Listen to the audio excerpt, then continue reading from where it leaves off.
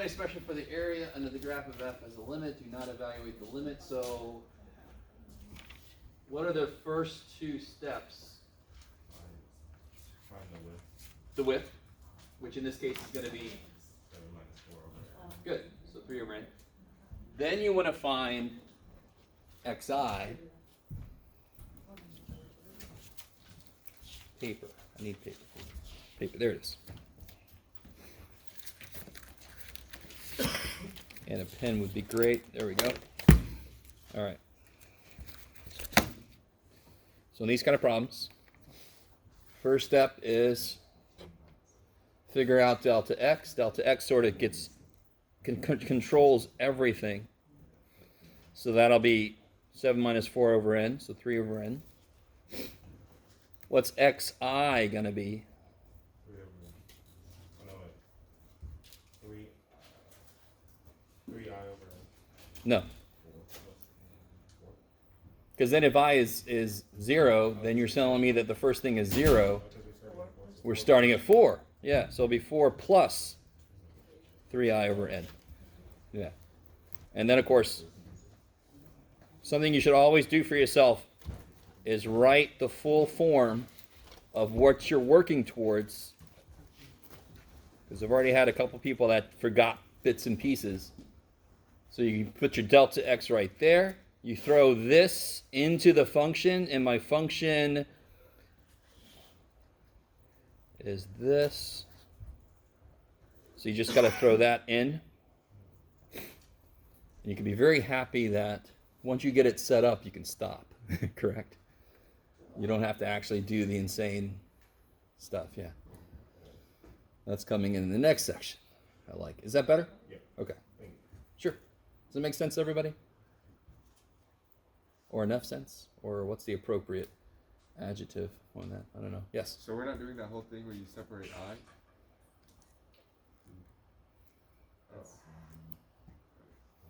We're finding an expression for the area, right? So you just got to set up this. You just got to identify each of these and throw them in. Yep. All right, because this is just section 5.1. 5.2 is where we really started doing the full, like I have up on the board, right? This looks like when I'm 80, this is going to be all over my walls in my rooms. Just, yeah.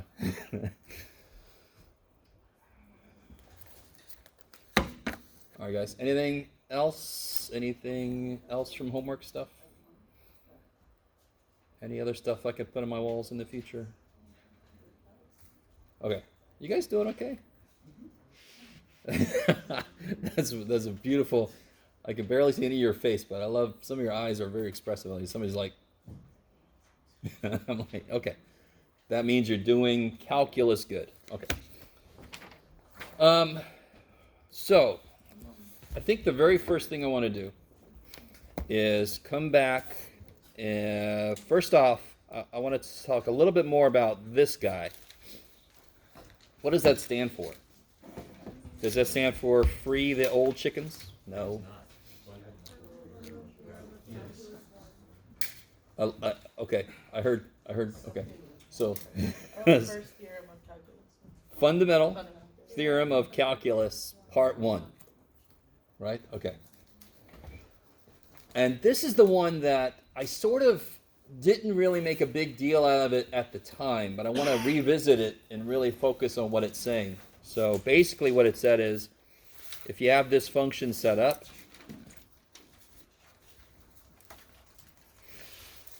then g prime of x is f of x. All right, that's very unassuming. But why, if the integral is the antiderivative, yes? That's the connection we made through these two fundamental theorems. The integral of a function is basically the antiderivative, and if it's a definite integral, you evaluate the antiderivative at points and so forth. Stay with me now. So the integral is the antiderivative. So if I take the derivative of the integral, those two things should, if I take the derivative of the antiderivative, those two things should cancel each other out. So let's see. Isn't this doing something to f?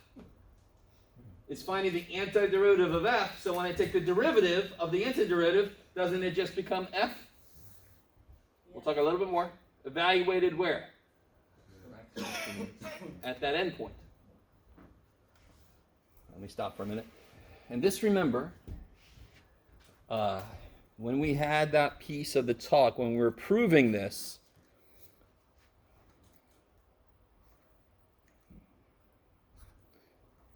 beep, beep, and then we had, let me just make you x, there we go. And then we had x plus h. And we were like, well, okay. Remember this? And we're like, how much is the area going to change if I step a little bit? Yes, that's the whole idea of the derivative of a function. So if the function is the area up to this point, how much will it change if I take one more little step? So we let h go to 0, and we determined that it's going to change by this much. Because if I let h go to 0, isn't that going to fundamentally just become that f of x? I always like to think of it as a thin piece of tape I apply to it. And then how much will the area change? Whatever that length is. Okay, maybe. I don't know if some of you guys seem to be with me. All right, so, for example, if I have this, what do you got, Jeff?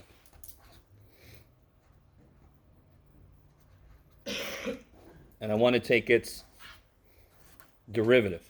Does that look... So on one level, that looks like, holy shit. But on a much more fundamental level, this should be easy.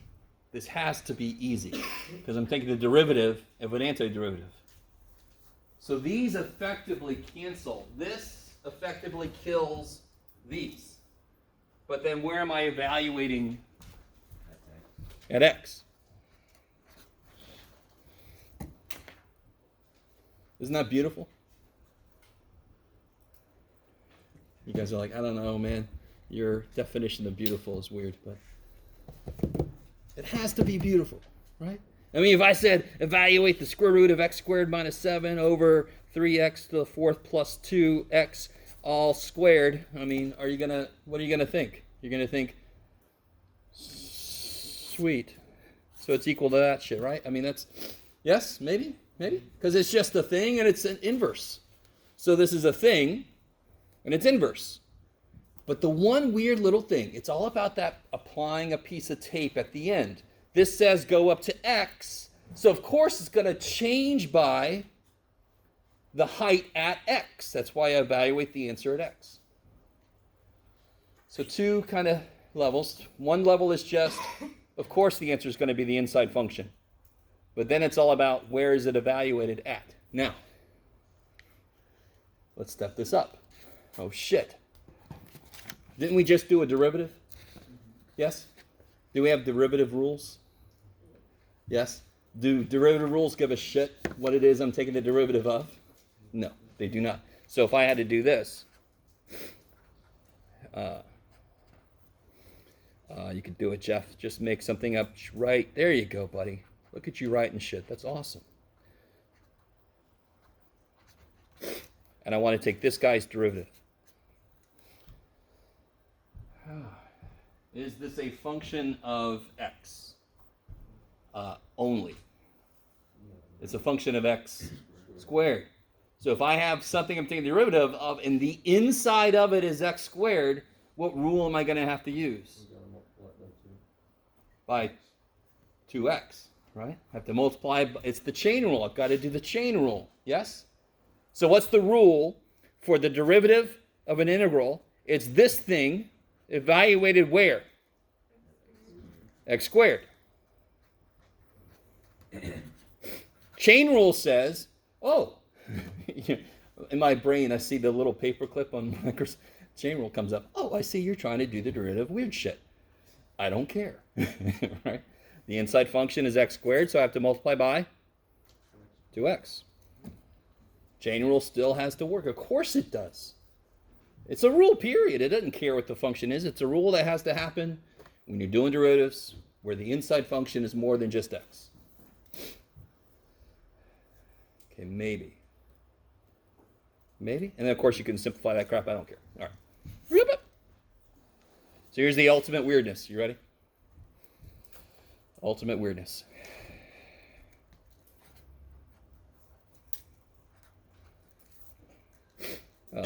Sure, why not?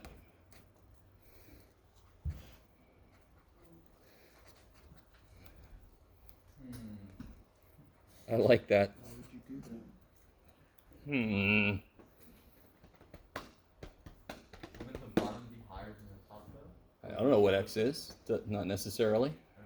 All right.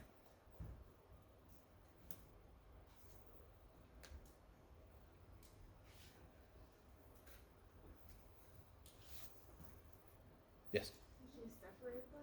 Good. You have to separate them because what is the rule based on? The rule says this side has to be a constant, and then this is some variable expression, right? So we choose a c that is in x plus 1 2 square root of x. So then I can rewrite this as the integral, let's see which way I want to go. Yeah, x plus 1 to c cosh of ln t dt plus the integral c to the square root of x cosh of ln t dt. Okay, I really want you guys to understand that. Yes, are you guys all cool with that? So if I need to find the area from this to this, I can find the area from this to some intermediate point plus the intermediate point to the end. Isn't that gonna, if I add those areas, don't I get the area of the whole thing? And then what extra little thing do I have to do here to get it in the right form? Yes, I need to change the limits. So this will become negative c to x plus 1 cosh ln t dt plus c to the square root of x cosh ln t dt.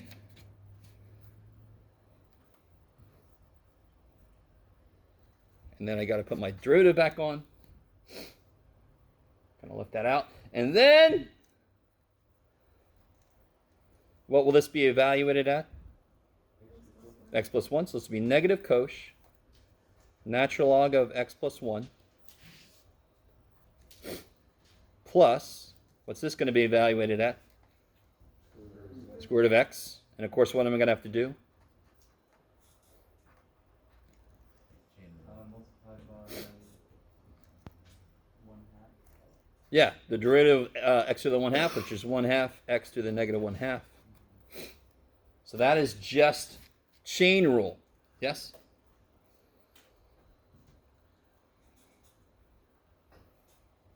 So we know that g of x equals the integral from something to x f of t dt is a function. I can take its derivative. If I can take any function's derivative, all the rules still apply. So if I had to take the derivative of the ratio of two integrals, okay, let's not do that. But you can imagine, all the rules still apply. Yes? Would you technically multiply by a 1 after the ln x plus 1 because the derivative is inside? I mean, Oh, yeah, sure. you Yeah, don't yeah. have to write it, but I wanted to make sure I was. You're right, speaking you're right. correctly. Yeah, the Okay. chain rule is always there, but, and I should probably keep saying this, but since this is linear slope 1, the chain rule piece won't show up for it. Its derivative is just 1. Well, yeah. Yeah. I just, You're right, though. and then this is 5/3. Right? This is 5/3. Okay. Yeah. Is that weird? The correct answer is yes. This is, But- oh yeah. yeah, it is weird, but does it kind of make sense on some level? I mean, doesn't it make sense that if we've established now integration is anti-differentiation, then taking the derivative should cancel that out? So do you notice how it's kind of nice no matter how ugly this is, you don't give a shit? Because the rule says the integral goes away. And then you evaluate the inside function at the variable endpoint. That's what the rule says. So the only thing you really worry about is what does this look like? Are there two of them? And how gross are they? Because it could be chain rule kind of thing. Okay, I don't know. All right. So somebody had a question about that. Does that help? Yes? Okay. Oh, crap. Okay. So there's one thing. Now, any questions on that? Are you guys okay?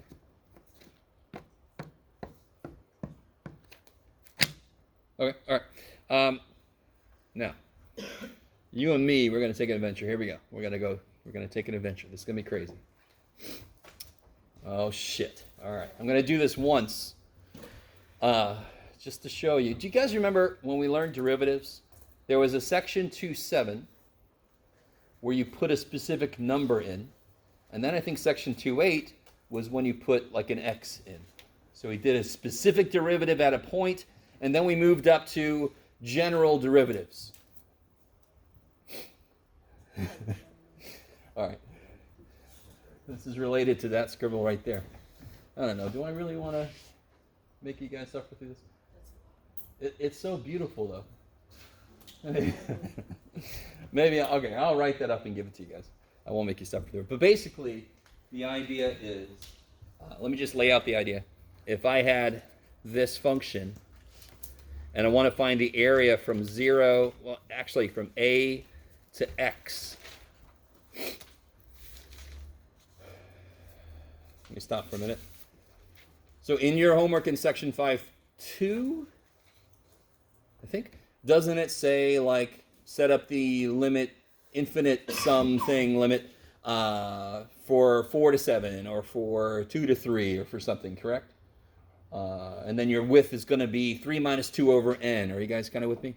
So you put specific numbers in. Yes? You want the integral from 2 to 3 or whatever. Yes? Yes? Okay. If I do it from a to x, that will tell me the general integral no matter where I stop.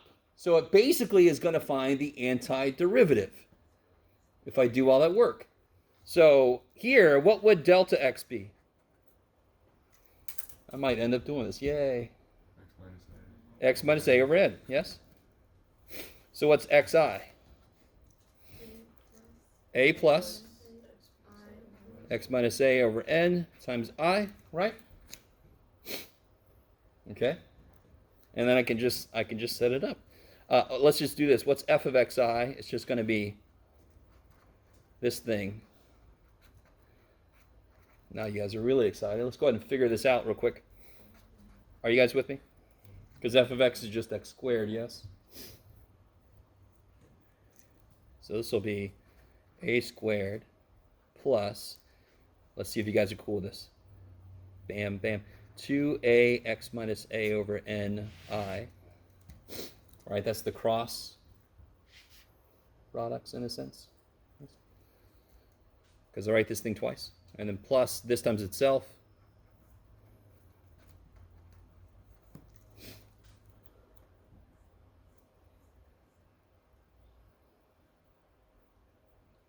Are you guys okay with that? I'm confused on the second part. Sorry? Where do you get to eight from? Oh, so again, you write this thing twice and FOIL it out. Right? Oh, okay. So it'll be this times this plus this times this. So it'll be 2, this times this is. Yeah. Yeah. Okay. Yes?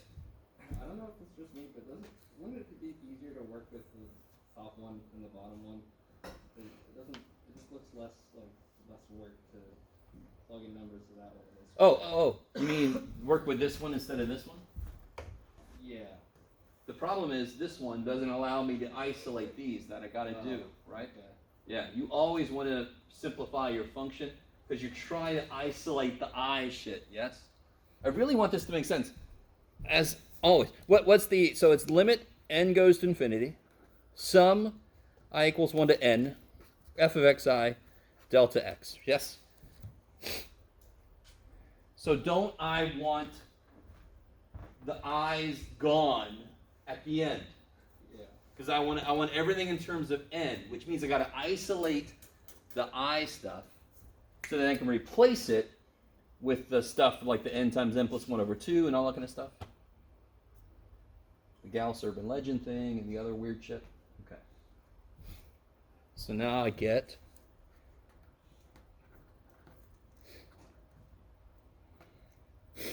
So f of xi is a squared plus 2a over n x minus ai plus, oh, let's see, I don't care. Doesn't matter how I write this. N squared I squared times delta x, which is x minus a over n. Oh my God.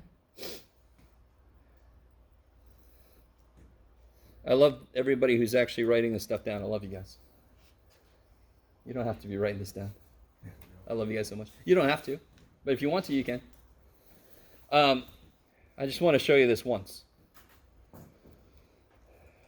All right. N goes to infinity. Sum I equals 1 to n. Let's see. Oh, let me get out of here. Let me try this again. So can't I take this? Does that have an I to it? Then it has no IP, so I can just take it. And it's multiplying by all this, yes? Some of you guys get a little loose with shit. That is multiplying all this, so it's a factor that can come out. You can only take a factor out. So I can rewrite this as the limit. And goes to infinity. I can put this right here. Sum I equals 1 to n. And let's see, inside, well, let's see. Can I, screw it. Let's do this. Okay, a squared plus sum I equals 1 to n. How much? All right, let me put this out. Can't I take 2a over n out of that? Bam. And I could have taken the x minus a out too, Jeff. Oh, well, I'm getting loosey-goosey. Okay. Plus, and then here I can take all this shit out.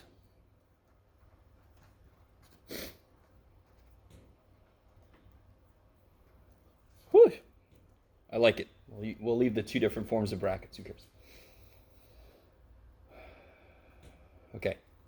Somebody remind me. So all I did was I distributed. It looks like distribution. We know better. Just reorganizing my sums. But that sum of this plus the sum of this plus the sum of this. What's the sum of a constant? 1 to n? If I add up 7 n times, the answer is 7n. So what's the sum of a squared n times? And a squared n, 11. I'm just trying to see how long it'll take me to put some of you guys to sleep. All right. Sorry. This is, I at least want you to see this once.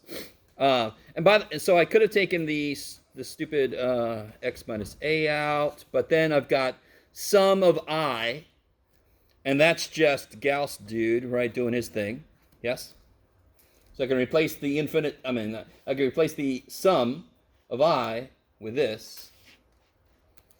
And then here, I can replace, I say it very confidently as if I have enough room. Let me see if I remember this.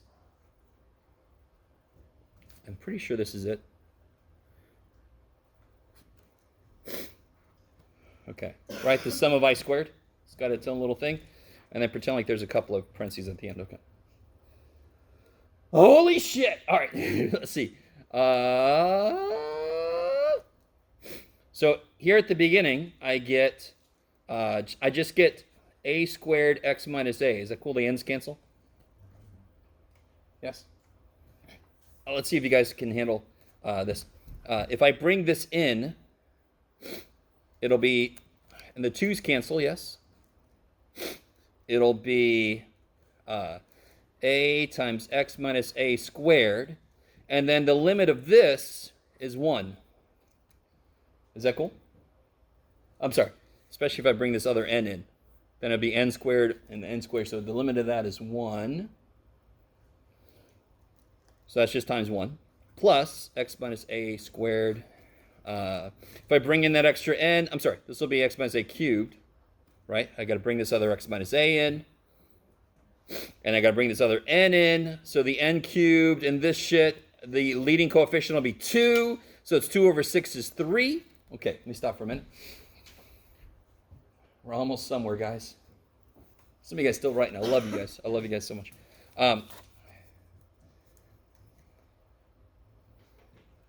So the limit, let's see. I don't need the limit anymore, Jeff. I didn't even need it there.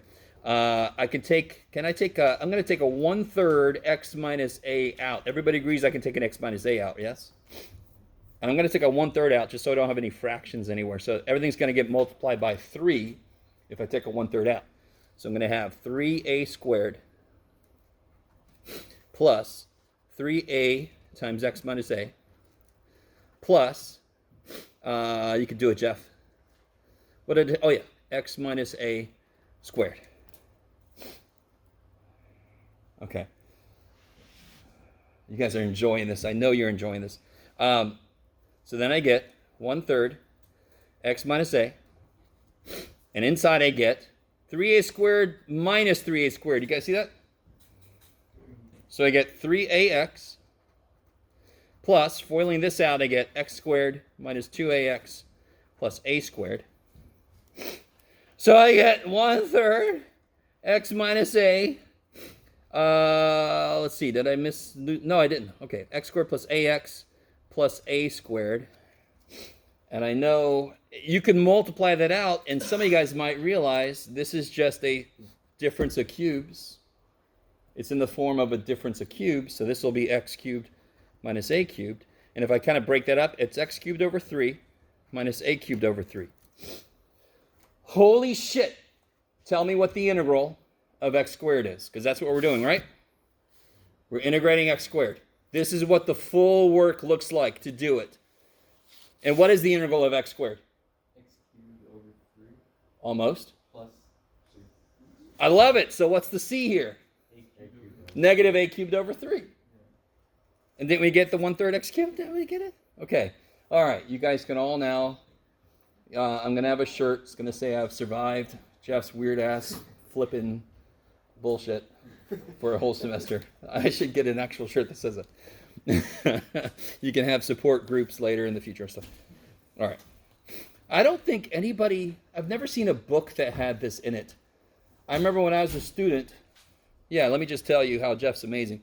I said, let me try this shit, and I did it. I'm like, holy shit, this basically proves, sort of like what they do with differentiation. When we make a change from being specific to general, you never see this unless you have a weird-ass teacher like me. Okay.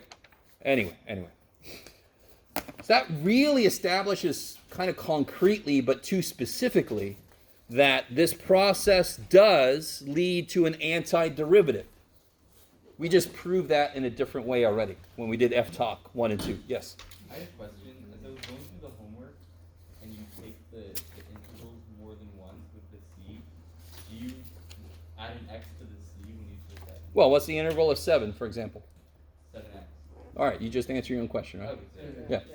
C is just some constant, any integral of any constant, cx. Yeah. Okay. And can they be different for different phases of the integration? Like, can the c's equal different? They have to. Well, no, a better way to ask that is, could they be the same number? Yes. Do they have to be the same number? You can't represent them with the same letter because they don't have to be the same number. Okay. There we go. Yeah. Does that make sense, everybody? So you have like, there's one that's a f double prime. You got to integrate it twice. Mm-hmm. So then I think there's even one that's more than. But Triple prime. first time you do is plus c, and then the second time you do is plus cx plus d. Yeah. Okay. Yeah. Because again, you gotta, if you put a plus cx plus c, then you gotta show me how you know they're equal. How you know those two numbers that you don't know are the same. How the hell do you know that? Yeah. Okay. Okay. Now, what are we gonna do next, Jeff? I don't know. Oh yeah, that's right. I even brought it today. Holy shit. So I printed something out and I brought it, which is novel. Oh, before we do this, I do have a second part to this I forgot about. All right, so that was so exciting. We know, for example, let's do a real quick example of what we know so far.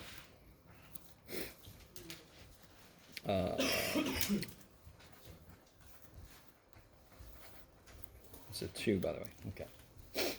So what do we know? We should know how to do this. This should be a, oh, thank God problem. X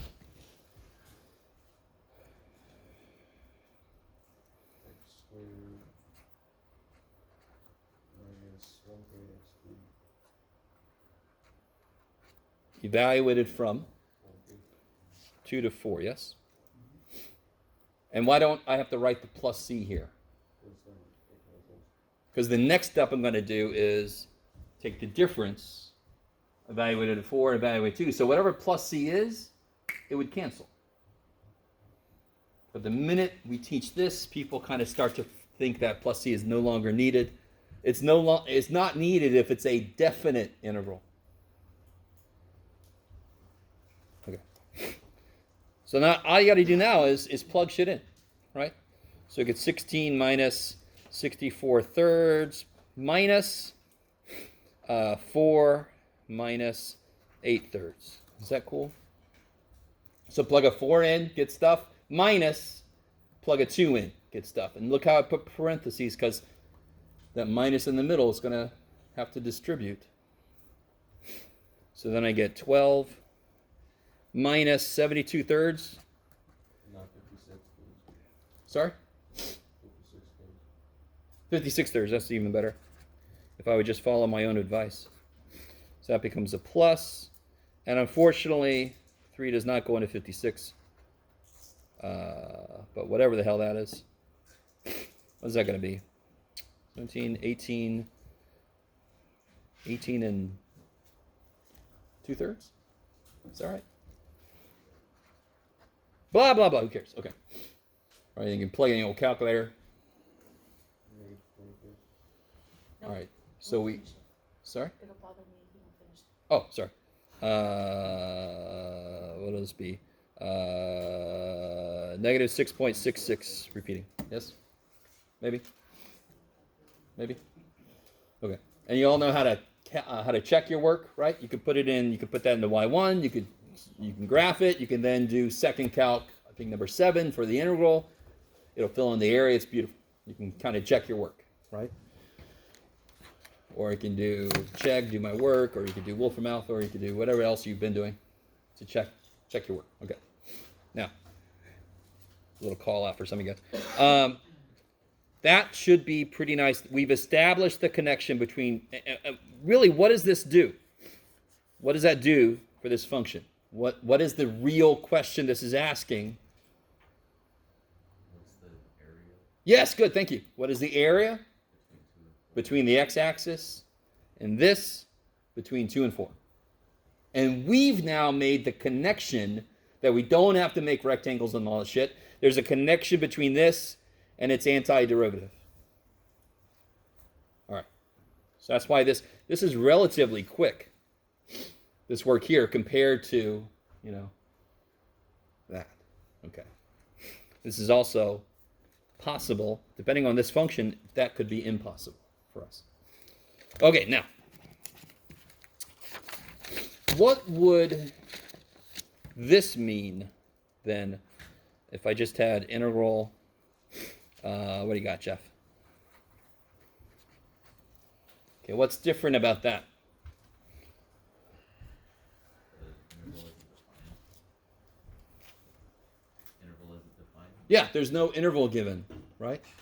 So I don't need to evaluate this between things, but still, I understand that this symbol, which began asking and still means the area of this between what and what underneath that, it is related to the antiderivative. So this is basically section 4.9. All of 4.9 could have been asked using this symbol. This is basically asking you, what is the antiderivative of this? Antiderivative goes to the side, right? Yeah, there you go. But continue. Let's see. Yeah, why do I need this now? It's indefinite. It's an indefinite integral. So I'm not evaluating, I'm not subtracting anything. The plus c doesn't cancel. It is there. So this is section 4.9. 4.9 was this before we knew that symbol meant the same thing as antiderivative. Okay. So really, if I had this, what that means is find this and evaluate it between 0 and pi over 2. This is antiderivative, right?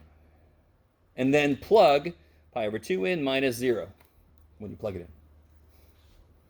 So that's the connection between definite and indefinite. They both relate to antiderivatives. If I don't have limits, I just want the antiderivative.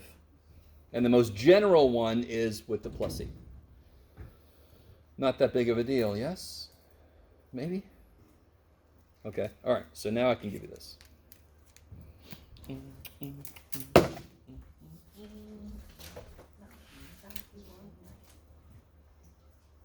yeah, I could do it. Yeah, yeah.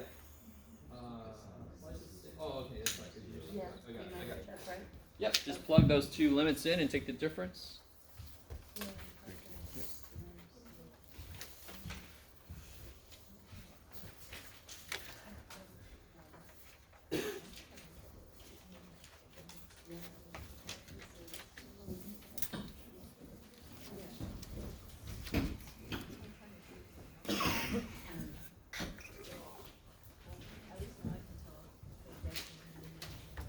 So there's one side says integral practice. Go ahead and start working on those.